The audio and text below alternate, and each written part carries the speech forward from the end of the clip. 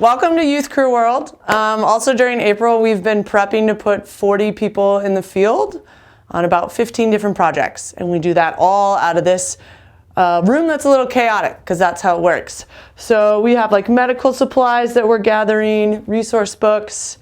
This is part of the PPE. Everyone's going to get issued a buff this year.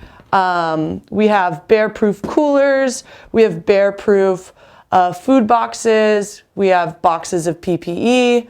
Over here we have our list of crew members, and this wall is how we kind of organize what crews on what project. And all of this is going on at the same time that we're running 2 pro crews and a bunch of volunteer days.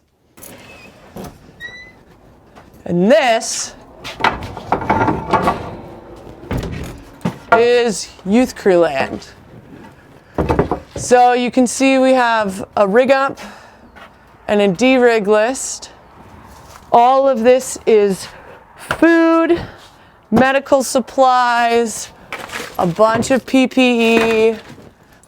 We have extra backpacks. Yeah, so these are like extra boots that people can borrow if they don't have a good pair of shoes when they work for us. Over here we have medical supplies. We have even more medical supplies, extra food. This is kind of like the grab and go refill box. So we have helmets. We have extra water bottles, as you can see, uniforms, and then this is the kitchen box that goes out with every crew. So they have pans, they have extra cups, and everything you need to cook with is right in here.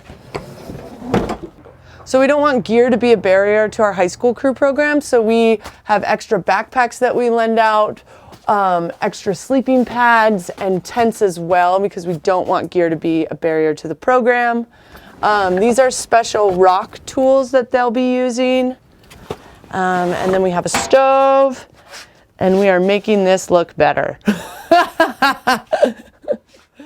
So in April, we had a lot of volunteer efforts and volunteer days on the Mount Huff Trail system. We are digging new trail in between Berry Creek and Mount Huff Road, which we are 80% done with. We've also been working on the tollgate extension. We're really hoping to have those buttoned up and open to the public by June, but we definitely need your help to make that happen. So you can check out our website at sierratrails.org and find all of our volunteer days.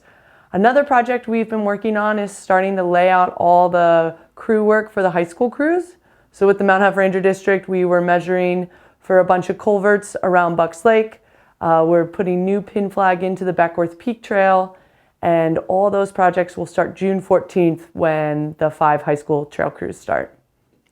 So as you can see, this is a different map for us. It's a little more north than the big map, and that's because we're working on the Hat Creek Ranger District on the Lassen National Forest and Thousand Lakes Wilderness. We're really excited about this project. There's about 20 untouched miles that go from about 6,500 feet to 8,400 feet with lakes and rocky peaks. And our project this summer is to log it out and see what's working and what's not working in the wilderness. We're gonna have a high school crew out there for 8 weeks this summer. And we're really excited to get this wilderness kind of back to functioning status, and working with the Lassen National Forest, just trying to see what the use is out there, and letting a lot of different users being able to use this public land resource. This is the SBTS Pro Crew update for May 2021. For the last month, the Plumas crew's been working up on Mount Huff, doing a little bit of maintenance and doing some volunteer days, building new trail and maintenance with the volunteers. Our main project's actually been down in Belden on the Ben Lomond Trail, old trail and a fire scar that I've talked about before, but we've actually cut our way all the way through that trail and got it open for the first time in years, and now we're working back through it, chopping out root balls. So hopefully our work lasts for a while and that trail can stay open. We've also had our Downeyville crews been keeping busy, mainly working on the Halls Ranch Trail. They're wrapping up all the dirt work on that right now, and then they'll be moving over to the Cal Ida Trail. They've also done a couple volunteer days over there. Had a really good one a couple weeks ago, thanks to Paul Components and everybody else that came out on that one. Got a lot of work done on the Downey River Trail. We're also going to be doing a trail day in Downeyville on May 22nd, focusing on Lavazola Creek Trail.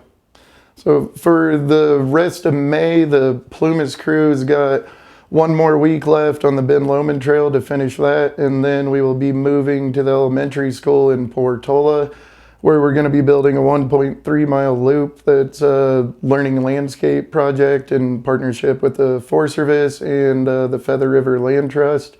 Once we're done with that, we'll be moving to our Middle Fork Trail project, and there's 5 different trails we'll be working on there that were all burnt last year. So going to be a lot of recon and figure out kind of reprioritize our project objectives on that one.